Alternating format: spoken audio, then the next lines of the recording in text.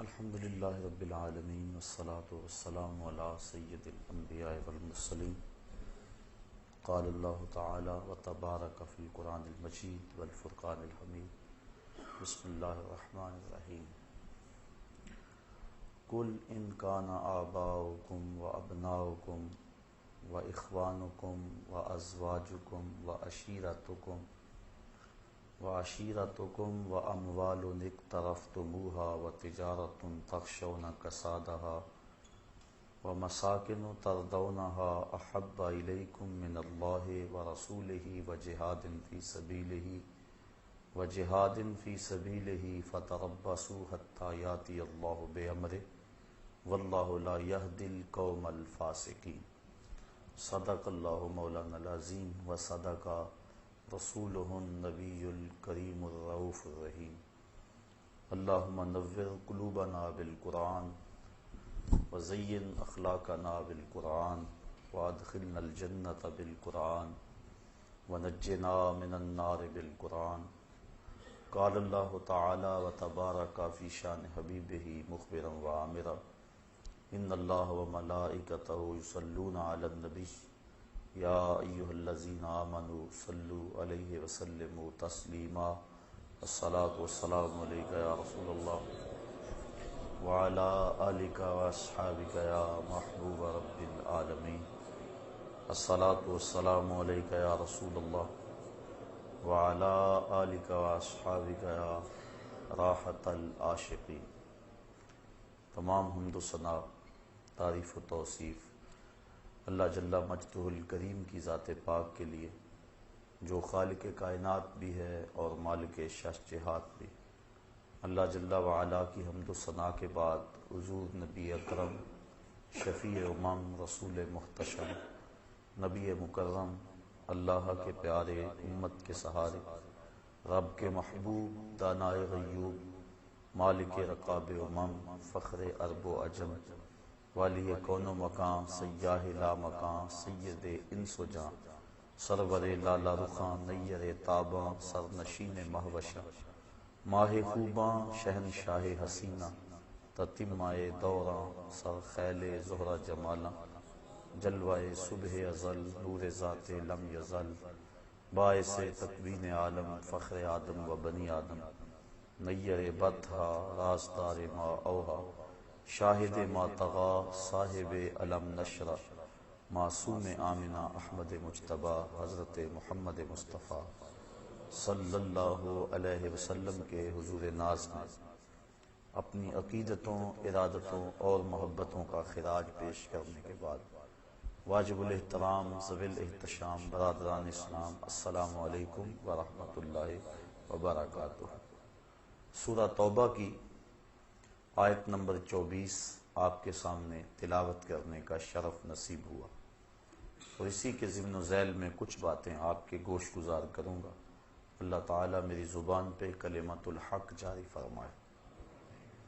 ارشاد فرمایا، قل ان کانا آباؤکم، اے حبیب فرما دو، اے لوگو اگر تمہارے ماں باپ، آبا باپ لیکن طبعاً مائیں بھی شامل ہیں، و ابناؤکم اور تمہارے بیٹے، اور ان کے اندر بیٹیاں بھی شامل، و اخوانکم اور تمہارے بھائی، بہنیں بھی بھائیوں میں شامل، و ازواجکم اور تمہاری بیویاں، و عشیرتکم اور تمہارا قبیلہ، و اموال اقترفتموہا اور تمہارا کمائی کا مال، و تجارت تخشون کسادہا اور وہ مال تجارت جس پر تمہیں کساد بازاری کا ڈر لگا رہتا ہے، و مساکن ترضونہا اور تمہارے پسندیدہ گھر، احب الیکم من اللہ و رسولہ و جہاد فی سبیلہ،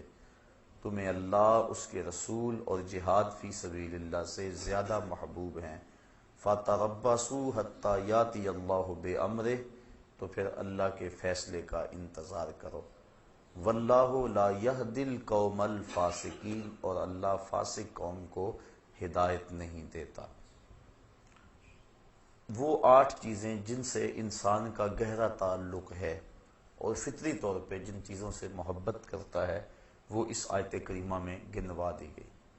تمہارے ماں باپ، تمہارے بیٹے بیٹیاں، تمہارے بہن بھائی، تمہاری بیوی، تمہارا قبیلہ، تمہارے مال، تمہاری تجارت اور تمہارے پسندیدہ بنگلے، یہ 8 چیزیں گنوا کر کہا کہ یہ تمہیں اگر اللہ جل شانہ، اس کے رسول کریم صلی اللہ علیہ وسلم اور جہاد فی سبیل اللہ سے زیادہ محبوب ہے تو پھر اللہ کے عذاب کا انتظار کرو۔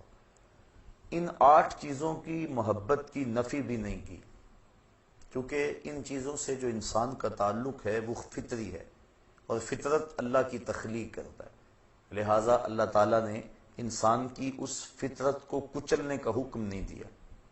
ماں باپ سے جو پیار ہے یہ ایک فطرت ہے، ہر بیٹا کرتا ہے، نفی نہیں کی کہ تم ان سے پیار نہ کرو، بلکہ شریعت نے تو ترغیب دی ہے۔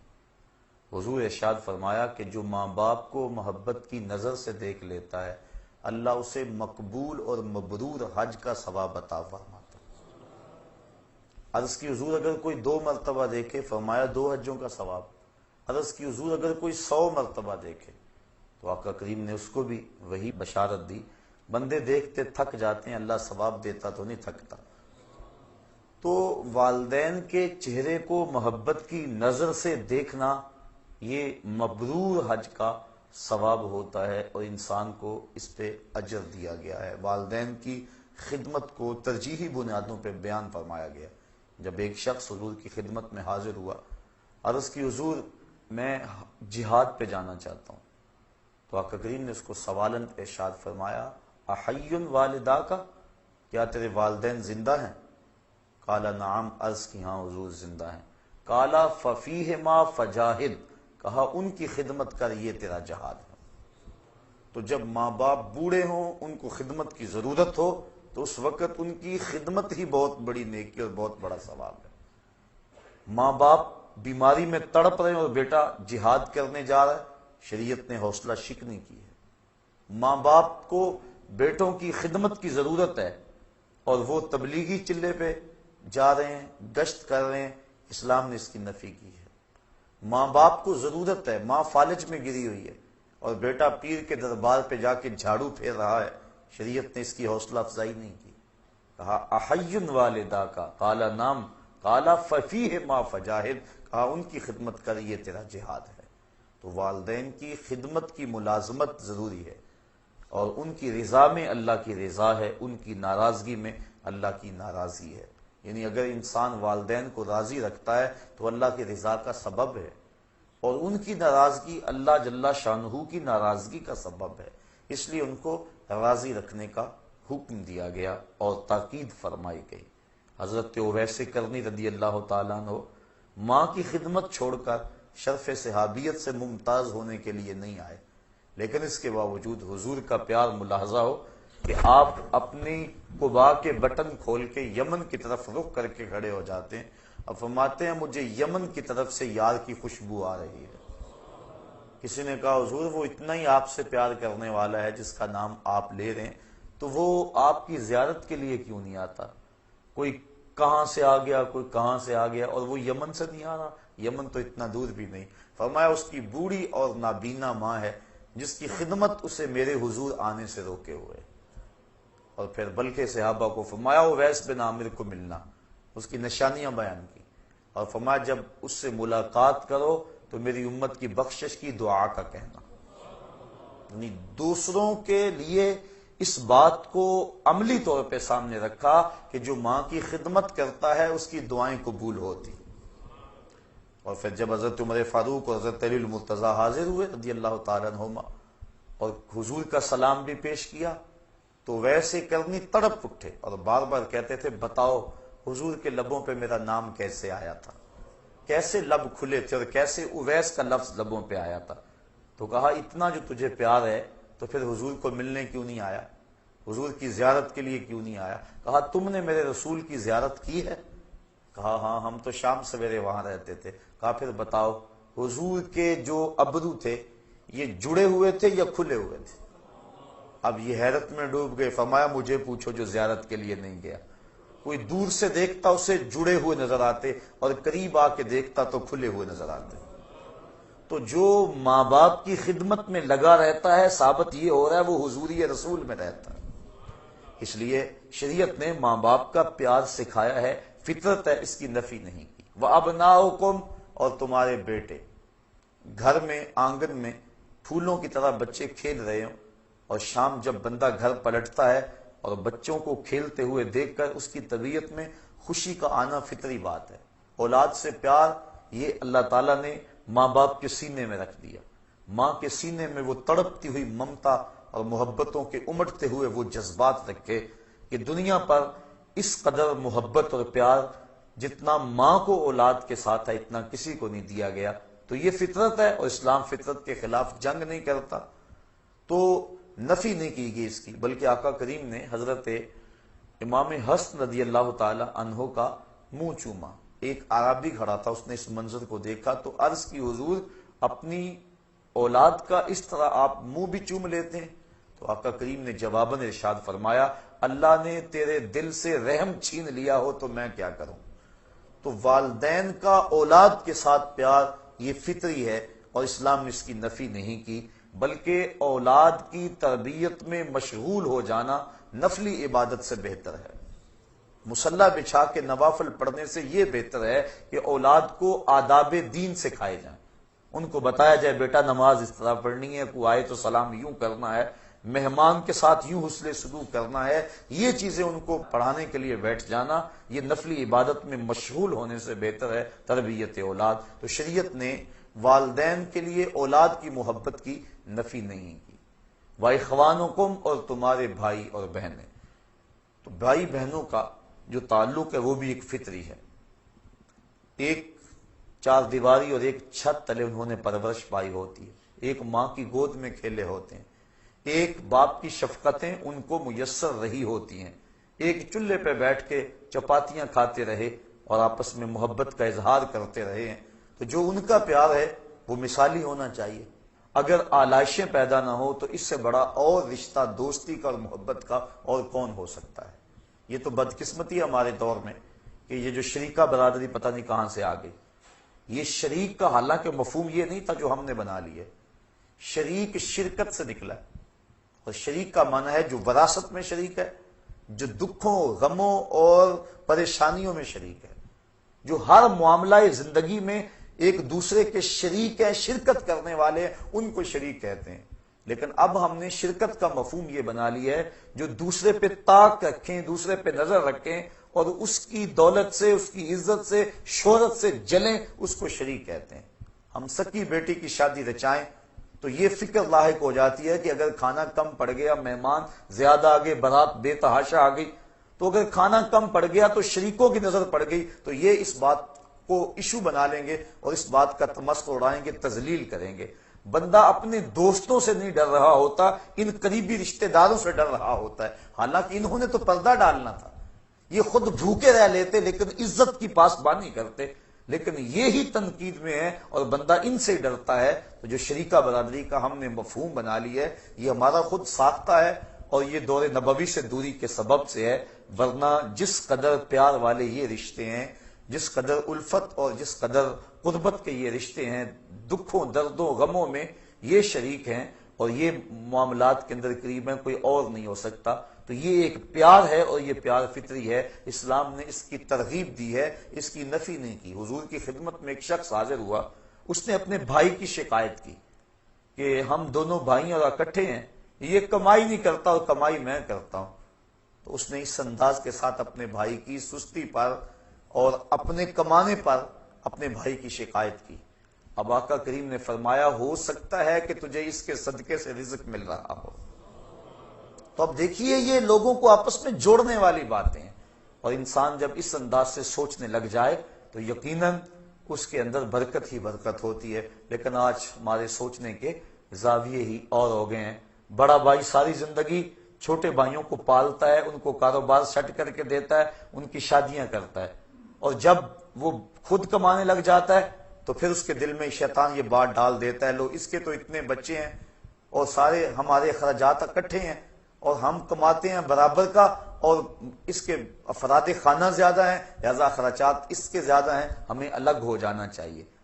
الگ لوگ ہوتے آئے ہیں، میں اس کی نفی نہیں کر رہا اور نہ شریعت نے اس کی نفی کی ہے، لیکن ایسی چھوٹی سوچیں یہ کم از کم ایک مسلمان کو زیبا نہیں ہے۔ تو بھائیوں کا پیار مثالی ہونا چاہیے، شریعت نے اس کی ترغیب دلائی ہے۔ وَأَزْوَاجُكُمْ، اور تمہاری بیویاں۔ بیوی پاؤں کا جوتا ہوتی ہے، یہ زمانہ جاہلیت کی باتیں ہیں، اسلام نے اس کی نفی کی ہے، اور بیوی کو محبوبہ کی مسند پہ بٹھایا ہے۔ حضرت سیدہ عائشہ صدیقہ رضی اللہ تعالی عنہا کو حمیرہ کہہ کے حضور پکارتے تھے، حضرت خدیجۃ الکبریٰ کا کثرت سے تذکرہ کرتے، بلکہ حضرت عائشہ صدیقہ رضی اللہ تعالی عنہا فرماتی ہیں ایک دن مجھ سے نہ رہا گیا اور میں نے کہہ دیا حضور آپ اس بوڑھی عورت کا تذکرہ نہیں چھوڑتے، بڑھاپے کی وجہ سے جس کے ہونٹوں کے گوشے سرخ ہو چکے تھے۔ تو فرمایا عائشہ مجھے خدیجہ کے بارے میں تکلیف نہ دو، جب پورے مکے نے میرا انکار کیا تھا تو اس نے میرا اقرار کیا تھا، میں اس کا تذکرہ کبھی نہیں چھوڑ سکتا۔ فرمایا اس کے بعد پھر کبھی بھی میں نے ان کے بارے میں کوئی بات نہیں کی تھی۔ اور حضرت خدیجۃ الکبریٰ نے جب آخری وقت حضور سے چادر مانگی تو آقا کریم نے پوچھا کہ خدیجہ بتاؤ تو صحیح چادر کیا کرنی؟ تو انہوں نے عرض کی حضور میرا وقت آخر ہے اور میری آرزو ہے کہ اس چادر سے مجھے کفن دیا جائے۔ اب بیوی سے بڑھ کر خامد کو کون جاننے والا ہوتا ہے؟ اب بیوی کہہ رہی ہے کہ میرے سرتاج کی، میرے خامد کی اگر چادر مجھ کو مل جائے تو میری نجات کے لیے یہ چادر ہی کافی ہے۔ یہ حضور کی عظمت پر کتنی بڑی دلیل ہے۔ اب حضور علیہ السلام جواباً کیا فرمایا؟ آقا کریم نے فرمایا خدیجہ تو نے تو چادر مانگی ہے، لو اردت جلدی لا آتیتک، اگر تو میری جلد بھی مانگتی میں وہ بھی اتار کے دے دیتا۔ حقوق نسواں کی بات کرنے والے کائنات کے اندر کوئی ایسی مثال تو لائیں کہ آقا کریم نے بیوی کو جس عزت کی مسند پہ بٹھایا اور کہا لو اردت جلدی لا آتیتک، تو یہ حضور کا ہی کمال ہے۔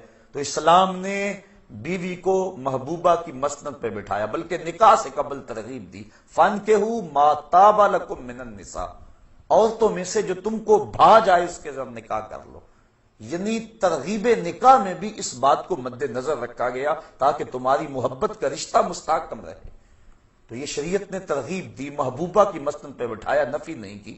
تو یہ کہ پیار ہے، تو اس پیار کو فطری طور پہ جو قلبی تعلق ہوتا ہے اسلام نے اس کو تقویت دی ہے، نفی نہیں دی، گھروں کو ٹوٹنے سے بچایا ہے۔ فرمایا اگر بیوی کی کوئی بات تمہیں ناگوار گزرے تو کوئی ایسی عادت بھی تو ہوگی جو اچھی ہوگی، تم اس ناگوار کو نہ دیکھو، اس اچھی عادت کو دیکھو۔ تو جب انسان اس طرح سوچنے لگ جائے گا تو پھر گھر ٹوٹنے نہیں پائیں گے بلکہ گھر جڑے رہیں گے۔ تو اسلام نے ان کی محبت کے لیے مختلف ذرائع اختیار کیے تاکہ ان کا آپس میں پیار رہے۔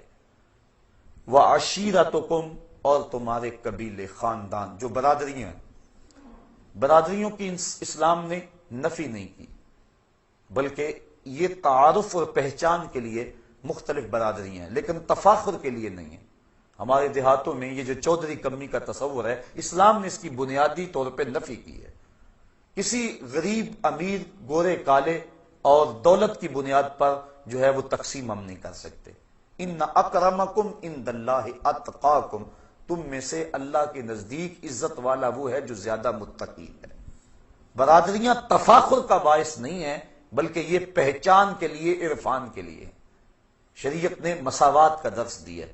حضور علیہ السلام نے جب اعلان نبوت کیا اور نبوت کا نور گھر گھر پہنچا تو حضرت اسود، اللہ اکبر، حضور کی خدمت میں حاضر ہوئے۔ یہ اسود کہتے عربی میں کالے کو، سخت کالے رنگ کے تھے، اور کوئی شخص ان کو اپنے پاس بٹھانے کے لیے تیار نہیں تھا۔ ایک غلام دوسرے کالے رنگ کے، انتہائی جو ہے وہ رنگت میں سیاہی، عرب میں سب سے کالے رنگ کے یہ شخص تھے۔ عرض کی حضور اگر میں اسلام لاؤں تو مجھے کیا ملے گا؟ فرمایا جو ابو بکر و عمر کو ملا وہی تمہیں ملے گا، جو حقوق و فرائض ان کے ہوں گے وہی حقوق و فرائض تیرے ہوں گے، اور اگر جس صف میں وہ کھڑے ہوں گے اسی صف میں تو کھڑا ہوگا، اور اگر اتفاق سے تو پہلے آ جائے اور بعد میں آئے تو اگلی صف میں کھڑا ہوگا، وہ پچھلی صف میں کھڑے ہوں گے۔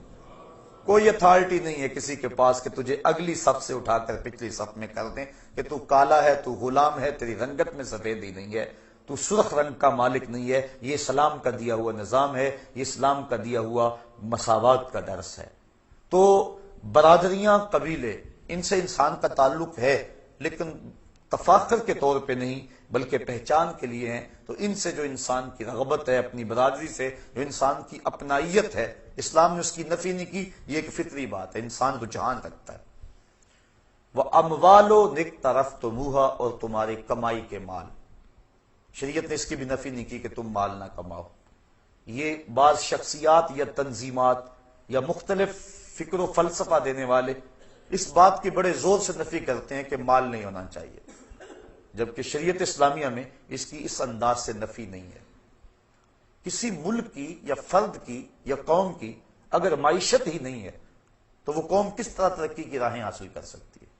آج آپ دیکھتے ہیں کہ چائنا سپر پاور بننے جا رہا ہے، کیا وجہ ہے؟ صرف اس کی معیشت کو استحکام ہے۔ جب کسی قوم کی معیشت درست ہوگی اور مستحکم ہوگی تو وہ قوم آگے بڑھ جائے گی، اور اس دور کا سب سے بڑا بمپ معیشت ہے۔ اگر کسی قوم کی معیشت نہیں ہے، چاہے اس کے پاس ٹیلنٹ جتنا مرضی موجود ہے، جتنے مرضی اس کے پاس صلاحیتیں موجود ہیں، اس قوم کو کبھی بھی رہنما نہیں مانا جاتا۔ تو معاش ہر دور کے اندر عزتوں کا سبب رہا ہے، معاش کی وجہ سے کسی کو معزز جاننا، اس کی نفی کی گئی ہے، لیکن ہر دور میں تقریباً رہا یہی ہے کہ جس کے پاس دولت کی کثرت ہوتی ہے اس کی رائے کو معتبر سمجھا جاتا ہے اور وہی قیادت کا اہل سمجھا جاتا ہے۔ تو اس لیے معاش پہ قبضہ ہونا اور معیشت کا مستحکم ہونا یہ ضروری ہے، اسلام نے اس کی نفی نہیں کی ہے۔ دنیا بھی بہتر ہو، آخرت بھی بہتر ہو۔ شاید میں نے کسی درس میں عرض بھی کیا تھا کہ ایک شخص حضور کی خدمت میں حاضر ہوا اور اس کی حالت سخت کمزور تھی، جس طرح چوزا کمزور ہوتا ہے اس طرح وہ کمزور تھے۔ حضور نے اس صحابی کو دیکھ کر فرمایا کہ تیری یہ حالت کیا ہوئی؟ تو اس نے عرض کی حضور میں نے اللہ سے ایک دعا مانگی کہ جو دکھ، تکلیفیں، اذیتیں، عذاب آخرت میں میرے مقدر کے ہیں وہ دنیا پہ آ جائیں تاکہ میں دنیا سے فارغ ہو کے آخرت میں صاف ہو کے جاؤں۔ بظاہر بڑی خوبصورت دعا تھی، لیکن حضور نے اس کو اس دعا پر داد نہیں دی۔ فرمایا تو نے یہ کیوں کہا کہ جو دکھ آنے ہیں آخرت میں نہ آئیں اس کے حصے کے دنیا پہ آ جائیں؟ فرمایا تو نے یہ کیوں نہیں کہا ربنا آتنا فی الدنیا حسنۃ وفی الآخرۃ حسنۃ، اے اللہ مجھے دنیا میں بھی بہتریاں دے دے، آخرت میں بھی بہتریاں دے دے۔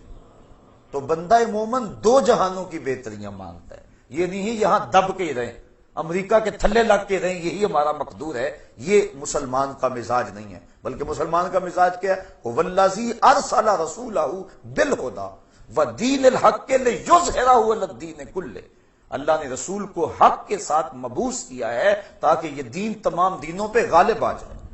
غلبہ اسلام یہ ہمارا خواب ہے، اور اس کی تعبیر کے لیے ہم نے حالات کے مطابق ہر ذریعے کو جو شریعت کے کسی ضابطے سے نہ ٹکراتا ہو اسے اختیار کرنا ہوگا۔ لہذا اگر مال کی نفی کی جائے تو زکوٰۃ کہاں ہوگی؟ اگر مال کی نفی کر دی جائے تو حج پر جو استطاعت کی شرط ہے وہ پھر کس کھاتے میں جائے گی؟ اس لیے یہ ذہن دینا قوم کو، یہ سوچ دینی کہ جو ہے وہ مومن کا کیا تعلق مال سے، تجارت سے، کاروبار سے، یہ مسلمانوں کو کمزور کرنے والی بات ہے۔ اور بطور حوالہ میں آپ کے سامنے برطانیہ کی نو آبادیاتی وزارت کا جاسوس مسٹر ہیمفر، جس نے سلطنت عثمانیہ کو توڑنے کے لیے اہم کردار ادا کیا ہے، اس کی یادداشتیں اب مرتب ہو کے چھپ کے آ گئی ہیں، مارکیٹ میں دستیاب ہے۔ سلطنت عثمانیہ کو اس جاسوس نے اس پر محنت کی اور اس کے لیے اس نے بڑا ورک کیا، اور اس حکومت کو توڑنے کے لیے اقبال بھی چیخا تھا، دیکھ مسجد میں شکست رشتہ تسبیح شیخ، اور بت کدے میں برہمن کی پختہ زناری بھی دیکھ، چاک کر دی ترک نادان خلافت کی قبا، سادگی مسلم کی دیکھ اوروں کی عیاری بھی دیکھ۔ تو وہ جو مسٹر ہیمفر تھا جس نے کام کیا برطانوی نوآبادیاتی وزارت کے جاسوس کے طور پہ یہاں عرب میں، تو اس نے بیان کیا اپنی یادداشتوں کے اندر کہ مجھے 15-16 پوائنٹس پہ کام کرنے کا کہا گیا اور اس پہ میں نے کام کیا۔ ان میں سے دو چیزیں یہ تھیں کہ مسلمانوں کو یہ ذہن دینا کہ تمہارا کاروبار اور تجارت سے تعلق نہیں ہے، تم اللہ والے لوگ ہو، تسبیح پکڑو اور کسی حجرے میں بیٹھ جاؤ، یہ چیز راسخ کرنی تاکہ قوم کا زیادہ حصہ اس سمت آ جائے اور قوم مفلوج ہو جائے۔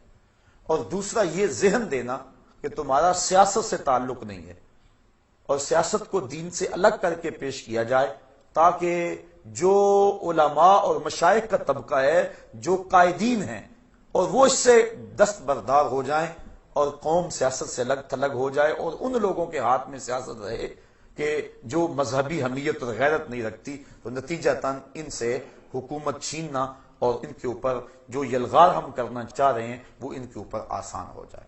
تو وہ کہتا ہے مجھے ان 16-17 کاموں میں سے 2 کام یہ سونپے گئے تھے، اور اس نے پوری شدت اور پوری محنت کے ساتھ اس پہ کام کیا کہ مسلمانوں کو ذہن دیا جائے کہ تمہارا تجارت سے کیا غرض، کاروبار سے کیا غرض، اور تمہارا سیاست سے کیا غرض، تم سیاسی نہیں ہوتے ہو۔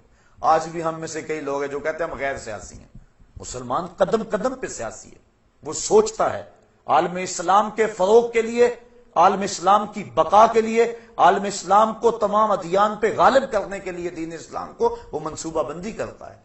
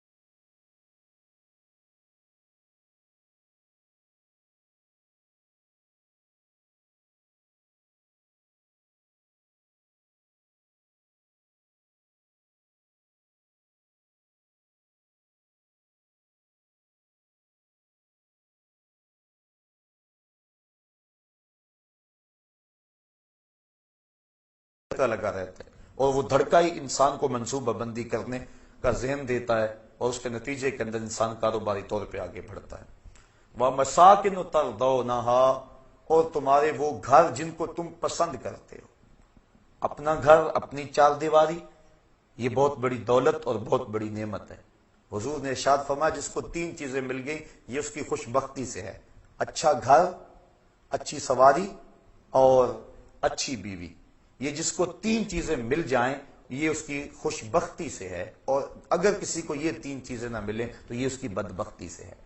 تو اچھا گھر یہ انسان کی آرزو ہے، تو ان سے پوچھو جو کرائے پہ رہتے ہیں، جب مالک مکان کہتا 8 دن کے اندر اندر گھر فارغ کرو، اور جوان بچیاں اب کدھر جائے، آگے مکان مل نہیں رہا، یہ اس سے کوئی پوچھے کہ وہ کس حال میں ہوتا ہے، تو اسلام نے نفی نہیں کی۔ ہاں، گھر ضرورت کے لیے ہو، تفاخر کے لیے نہ ہو، احساس لوگوں کو دینے کے لیے، اپنی ٹھاٹ باٹ کا اظہار کرنے کے لیے، اس کی نفی کی۔ گنبد نما مکانوں کی تعمیر کو شریعت میں ناپسند کیا گیا، لیکن آسودگی کا گھر، ضرورت کا گھر، اس کا حساب نہیں ہوگا، لیکن جو ضرورت سے زائد ہوگا اس کا حساب ہوگا۔ 3 چیزوں کا حساب نہیں ہوگا: ستر عورت کے لیے جو کپڑا پہنا جاتا ہے، دوسرا ضرورت کا مکان، اور تیسرا بھوک کے وقت کھانا اور پینا۔ ان 3 چیزوں کا قیامت کے دن حساب نہیں ہوگا۔ اس کے علاوہ ثم لتسألن یومئذ عن النعیم، ہر نعمت کے بارے میں بندے سے پوچھا جائے گا اور اس سے سوال کیا جائے گا۔ اس لیے ہم اپنی جو ضرورت ہے اس کو پورا کر لیں، نہ یہ ہے کہ ہم ظاہر ٹھاٹ باٹ کے لیے جو ہے وہ حدود بھی پھلانگ جائیں تو قیامت کے دن پھر اس کے حساب میں جکڑے جائیں۔ حضرت غوث اعظم نے جو مکان کے حوالے سے بات کہی ہے وہ اس طرح کے مکان کے بارے میں کہی ہے۔ فرمایا مکان بنا رہا ہے، بسیں گے اور حساب تو دے گا۔ تو شریعت نے جو ہے وہ مکان کی نفی نہیں کی، اس کے انداز کی نفی کی۔ حضور نے خود حجرات تعمیر کیے تھے ازواج کے لیے، لیکن وہ اتنے اونچے نہیں تھے، بلکہ زمین پہ کھڑے ہو کے ان کی چھت کو ہاتھ لگ جاتا تھا۔ تو شریعت نے اس کی نفی نہیں کی مکان کی، اس کے انداز کی نفی ہے۔ اب فرمایا یہ 8 چیزیں تمہیں محبوب ہے، دوبارہ سن لے۔ قُلْ إِنْ كَانَ آبَاؤُكُمْ وَأَبْنَاؤُكُمْ وَإِخْوَانُكُمْ وَأَزْوَاجُكُمْ وَعَشِيرَتُكُمْ وَأَمْوَالٌ اقْتَرَفْتُمُوهَا وَتِجَارَةٌ تَخْشَوْنَ كَسَادَهَا وَمَسَاكِنُ تَرْضَوْنَهَا، تمہارے ماں باپ، تمہارے بیٹے، تمہارے بھائی، تمہاری بیویاں، تمہارے مال، تمہاری تجارت تمہارے پسندیدہ بنگلے اور تمہارے قبیلے، یہ 8 چیزیں احب الیکم تمہیں زیادہ محبوب ہیں، من اللہ و رسولہ و جہاد فی سبیلہ فتربصوا حتی یاتی اللہ بامرہ، اگر اللہ اس کے رسول کریم اور جہاد فی سبیل اللہ سے تمہیں یہ 8 چیزیں زیادہ محبوب ہیں تو پھر فرمایا اللہ کے عذاب کا انتظار کرو، اور اللہ فاسقوں کو ہدایت نہیں دیا کرتا۔ اب ان 8 چیزوں سے جو تعلق ہے اور محبت کا جو رشتہ فطری ہے، اسلام نے اس کی نفی کیے بغیر موازنہ کا حکم دیا کہ تم ایک پلڑے میں ان 8 چیزوں کی محبت رکھ لو، اور ایک پلڑے میں اللہ اور اس کے رسول کریم کی محبت کو رکھو، جہاد فی سبیل اللہ کی محبت کو رکھو، اور پھر وزن کرو۔ اگر جہاد فی سبیل اللہ، رسول کریم اور اللہ جل شانہ کی محبت کا پلڑا وزن پہ ہے، اور یہ اس مقابلے میں کوئی حیثیت نہیں رکھتی 8 چیزیں، تو پھر تشکر کے سجدے کرو کہ مالک کی کرم نوازی ہو گئی۔ لیکن اگر یہ چیزیں آگے ہوں اور اللہ اس کے رسول اور جہاد فی سبیل اللہ یہ پیچھے چلے جائیں، تو پھر اللہ فرماتا ہے میرے عذاب کا انتظار کرو۔ اب میں اور آپ نے اپنے آپ کو اپنے ضمیر میں خود عدالت لگا کے ترازو گاڑ کے ہم دیکھ سکتے ہیں کہ ہم کس سمت ہیں اور ہمارا وزن کس پلڑے میں جاتا ہے۔ زبان سے دعویٰ کر لینا، کہہ لینا یہ آسان کام ہے، لیکن جب کبھی انسان کو آزمائش کا موقع انسان پر آئے اس وقت اس کی پرکھ ہوتی ہے۔ اقبال کہتا ہے جہاں میں تو کسی دیوار سے نہ ٹکرایا، کسے خبر کہ تو سنگ خارا ہے یا کہ زجاج۔ جب تک تو دیوار سے نہیں ٹکرائے گا کیسے پتا چلے گا کہ تو سخت پتھر ہے یا کہ شیشہ ہے؟ جب دیوار سے ٹکرائے گا تو پتا چلے گا کہ تو کیا ہے، شیشہ ہے یا پتھر ہے۔ جب تک بندہ امتحان گاہ میں نہیں آتا اتنی دیر تک تو نہیں پتا چلتا، جب امتحان گاہ میں آتا ہے اس وقت پتا چلتا ہے کیا ہے۔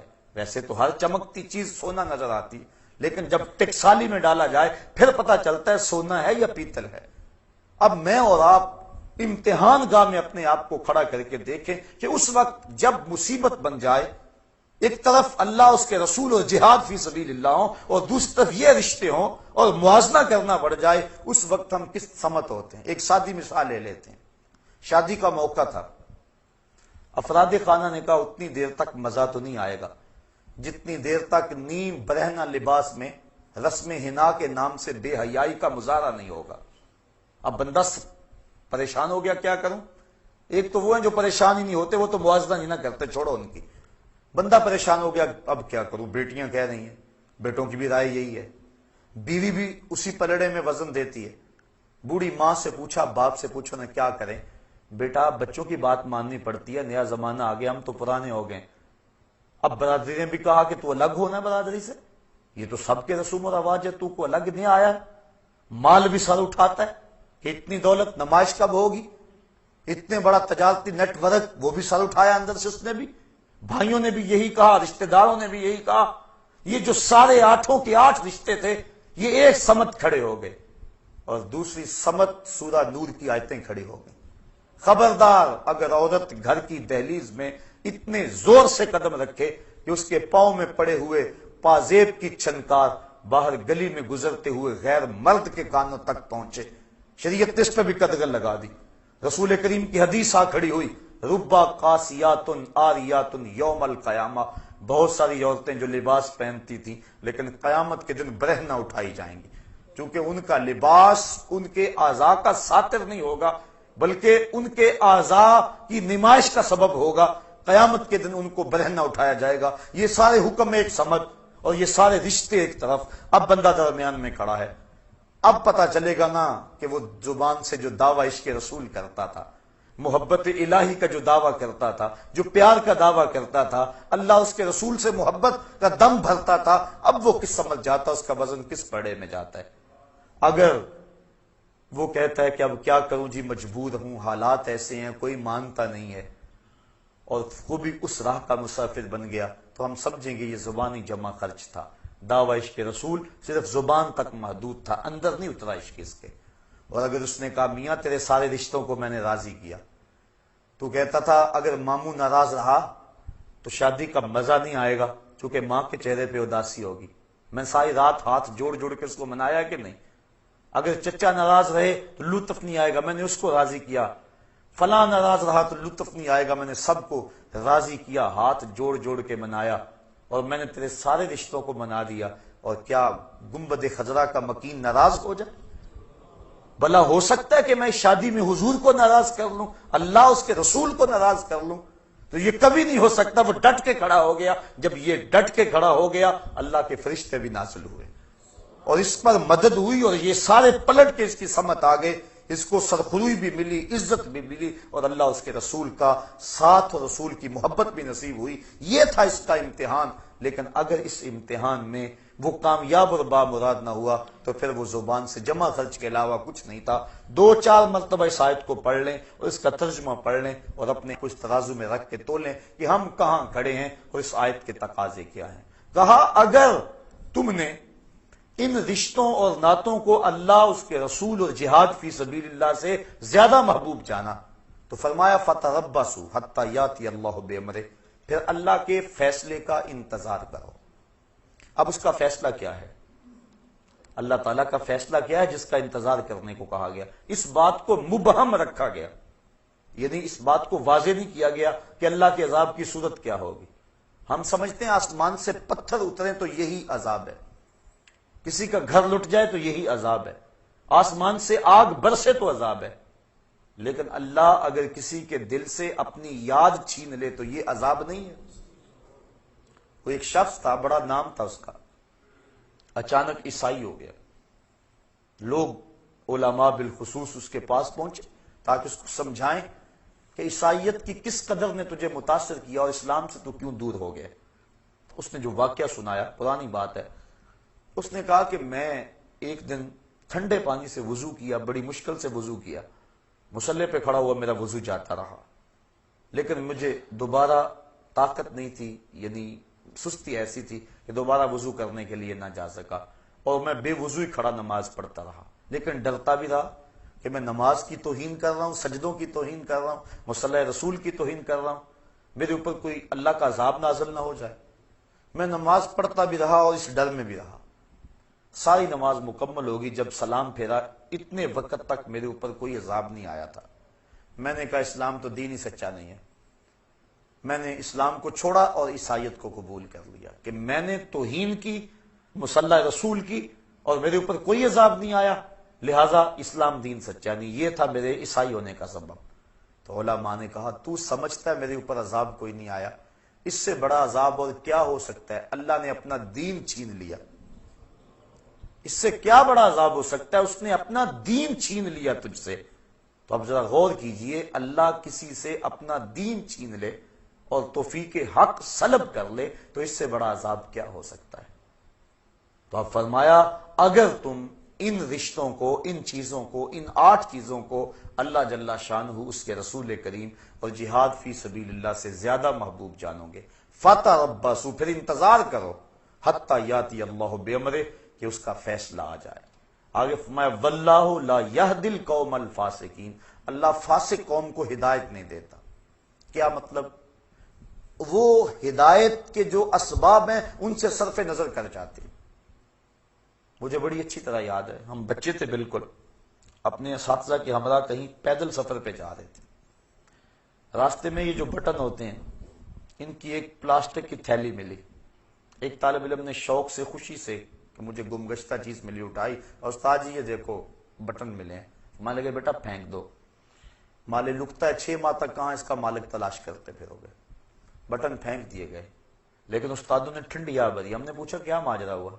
مان لگے سمجھے نہیں اس کی تعبیر کیا ہے؟ کہا ہم تو نہیں سمجھ پائے، بٹن مل گئے پھینک دیے، کسی کے گر گئے ہوں گے۔ ہمارا بیٹا نہیں، ایسا نہیں ہے، بلکہ ہمیں تنبیہ کی گئی ہے کہ اپنے گریبان میں جھانک کے دیکھو۔ یہ جو ہمیں راستے سے اچانک بٹن ملے ہیں تو اس کا مطلب یہ ہمیں تنبیہ کی گئی ہے کہ ذرا اپنے گریبان میں جھانک کے دیکھو۔ تو جب کسی کو ہدایت ملتی ہے تو ایسے معمولی واقعات سے مل جاتی ہے، اور جب ہدایت نہیں ملتی 1,00,000 انسان زمین میں دھنس گیا، ملبے اوپر آ گئے اور وہی قبریں بن گئی، پہاڑ ٹکرائے، پلازے کے پلازے زمین میں جذب ہو گئے، اور موت کا وہ جھٹکا، اس کی کھٹک ہمارے مکانوں، ہمارے محلوں اور کوٹھیوں تک بھی پہنچی۔ ایک جھٹکا اور لگ جاتا ہمارا بھی وہی حال ہونے والا تھا. لیکن اتنے انسانوں کی چیخیں، سسکیاں، آہیں، رونا اور ان کا قبر میں بے گور و کفن اور جنازے کے بغیر دفن ہو جانا، یہ ہمارے ہلانے کے لیے کچھ سبب نہ بنا، اور ہم جہاں تھے وہیں رہے. پوری قوم ایک انچ بھی نہ سرک سکی اپنی جگہ سے. تو جب انسان اللہ، اس کے رسول اور جہاد فی سبیل اللہ سے جو ہے ان رشتوں کو ترجیح دیتا ہے، اللہ فرماتا ہے ایک تو میرا عذاب کا انتظار کرے، دوسرا ان فاسقوں کو پھر اللہ ہدایت نہیں دیا کرتا. بڑے بڑے سامان ہدایت کے آ جائیں لیکن وہ اس سے عبرت نہیں لیتے، بلکہ وہ اسی طرح زندگی گزارتے رہتے ہیں. ہم دیکھیں کہیں ایسا تو نہیں ہے کہ ان بدلتے ہوئے حالات کے باوجود بھی ہم عبرت کی راہوں پہ نہیں آ رہے. کہیں ایسا تو نہیں کہ ہمارے یہ رشتے اللہ اس کے رسول سے کہیں محبت میں زیادہ تو نہیں ہے. ہم ضرور اپنے آپ کو دیکھیں، سوچیں، اس پہ تفکر کریں. صحابہ کی تو زندگی دیکھیے. ایک صحابی حضور کی خدمت میں حاضر ہوا، بیٹھا، سلام لیا، آقا نے جواب نہیں دیا. بڑا پریشان ہوا، عرض کی حضور مجھ سے کون سی غلطی ہو گئی کہ آپ نے میرے سلام کا جواب نہیں دیا. حضور کا ناراض ہو جانا صحابہ پر قیامت سے کم نہیں تھا. سورہ توبہ اٹھاؤ، حضرت کعب بن مالک سے ناراض ہو گئے حضور. غزوہ تبوک میں یہ 3 سال پیچھے رہ گئے تھے. سورہ توبہ میں تفصیلی واقعہ موجود ہے. اللہ ارشاد فرماتا ہے زمین وسیع ہونے کے باوجود ان پر تنگ کر دی گئی. کہتے ہیں میں حضور سے سلام لیا، حضور جواب نہ دیا. میں صحابہ کی طرف آیا، انہوں نے منہ پھیر لیے. بڑا پریشان ہوا، گھر آ گیا کہ بیوی سے جا کے کہانی سناؤں گا. لیکن بیوی دوسری سمت منہ کر لیا. میں نے بولا، اس نے بات نہ کی. میں نے کہا تجھے کیا ہوا؟ کہا سنا ہے اللہ کے رسول تجھ سے نہیں بولتے. اجڑ گیا، دل اجڑ گیا، بچے بھی نہیں بول رہے. کہتے ہیں ایک دن میں بازار سے گزر رہا تھا، مجھے کسی شخص نے کاغذ کا ٹکڑا دیا. میں نے اس کو کھول کر دیکھا تو کسی قبیلے کے سردار کا رکا تھا. اس میں لکھا تھا ہمیں پتا چلا ہے کہ تیرا نبی تجھ سے ناراض ہو گیا، تو تو بڑا قابل اور باصلاحیت آدمی ہے، تو ہمارے پاس آ جا، ہم تجھے عزت دیں گے، وقار دیں گے، تجھے منصب دیں گے. کہتے ہیں کہ مجھے غصہ آیا اور میں نے کاغذ پر ٹکڑے ٹکڑے کر دیے اور رونا شروع کر دیا. میں اتنا برا ہو گیا ہوں کہ دشمن بھی مجھے اپنا سمجھنے لگے. اور پھر سورہ توبہ کی وہ آیتیں نازل ہوئی، بخشش اور مغفرت کا اعلان ان کے لیے آیا. تو حضور کا ناراض ہو جانا صحابہ کے لیے قیامت تھا. حضور نے سلام نہ دیا، وہ پریشان ہو گیا. عرض کی حضور کون سی میرے سے خطا سرزد ہوگی؟ آقا نے اس کے ہاتھ کی طرف اشارہ کیا. سونے کی انگوٹھی پہنی تھی، اس نے اتار کے پھینک دیا. چونکہ ان الذھب والفضة حرام لذکور امتی، سونا اور چاندی میری امت کے مردوں کے لیے جائز نہیں ہے. عورتوں کے لیے دونوں دھاتیں جائز ہیں، اور مردوں کے لیے صرف 4.5 ماشے سے، چاہے رتی بھر کام ہو، پورے 4.5 ماشے نہ ہو. چاندی کی ایک انگوٹھی مرد کے لیے جائز ہے، اس کے علاوہ سونا چاندی کسی صورت میں بھی مرد کے لیے جائز نہیں ہے. منع کر دیا گیا، روک دیا گیا. اب اس نے انگوٹھی اتاری اور پھینک دی. حضور نے سلام کا جواب دے دیا. گفتگو ہوتی رہی. جب لوگ اٹھ کے جانے لگے، یہ بھی اٹھ کے چل دیا. کسی نے کہا جناب انگوٹھی تو اٹھا لو، قیمتی ہے، سونے کی ہے، تم نہ پہننا، بیوی کو دے دینا، وہ اس کے لیے تو جائز ہے. کہا جس انگوٹھی پہ میرے آقا کی ناپسندیدگی کی نگاہ پڑ گئی ہے، میں اس کو اب کبھی بھی نہیں اٹھا سکتا. جس کو حضور نے ناپسندیدگی سے دیکھ لیا، اب وہ میرے کام کی نہیں رہی. یہ تھا ان کا پیار اور یہ تھی ان کی محبت. مدینے کی گلی سے گزر رہے ہیں، ایک گنبد نما مکان بن رہا تھا بہت اونچا. کہا کس کا ہے؟ کہا فلاں انصاری کا ہے. زبان سے کچھ نہیں کہا، چہرے پہ ناگواری کے آثار ظاہر ہوئے. کسی نے اس انصاری کو جا کے بتا دیا. 2 4 5 دن بعد دوبارہ گزرے، دیکھا کہ وہاں مکان نہیں تھا. کہا میاں کل پرسوں یہاں ایک مکان ہوا کرتا تھا. کہا حضور وہ تو گرا دیا گیا. بلایا انصاری کو، میاں مکان کیوں گرا دیا؟ کہا سنا تھا آپ کو پسند نہیں، بس میں اس کے اندر بود و باش اور رہائش کیسے کر سکتا تھا جو آپ کو پسند نہیں ہے. اب دیکھ لیجیے یہ ہے ان کی محبت کہ حضور کی رضا کو کتنی اہمیت دیتے ہیں اور حضور کی ناراضگی سے کتنا ڈرتے ہیں. میں اور آپ اپنے آپ کو ذرا دیکھیں، ترازو کے ایک پلڑے میں رکھیں، اپنی محبتوں کو ایک پلڑے میں رکھیں، اللہ اس کے رسول کے ساتھ جو محبتیں ہیں ان کو ایک پلڑے میں رکھیں اور پھر وزن کریں. اور اس آیت کو سورہ توبہ کی آیت نمبر 24 ہے، کسی بھی مترجم کا ترجمہ پڑھ کے دیکھ لیں اور دیکھیں کہ قرآن کیا کہہ رہا ہے. ترجمہ پھر سن لیں. قل ان کان آباؤکم، حبیب فرما دو اگر تمہارے ماں باپ وابناؤکم تمہارے بیٹے، واخوانکم تمہارے بھائی، وازواجکم تمہاری بیویاں، وعشیرتکم تمہارے قبیلے، واموال اقترفتموہا تمہارے کمائی کے مال، وتجارت تخشون کسادہا اور تمہاری وہ تجارت جس پر کساد بازاری کا ڈر لگا رہتا ہے، ومساکن ترضونہا اور تمہارے پسندیدہ گھر، احب الیکم تمہیں زیادہ محبوب ہیں، من اللہ ورسولہ وجہاد فی سبیلہ اللہ اس کے رسول اور جہاد فی سبیل اللہ سے، فتربصوا تو پھر انتظار کرو، حتی یاتی اللہ بامرہ کہ اللہ کا فیصلہ آ جائے، واللہ لا یہدی القوم الفاسقین اور اللہ فاسق قوم کو ہدایت نہیں دیا کرتا۔ اللہ قرآن مجید ہماری ہدایت کا ذریعہ بنائے اور ہمیں اس کا فہم، نور اور روشنی عطا فرمائے۔ وآخر دعوانا ان الحمد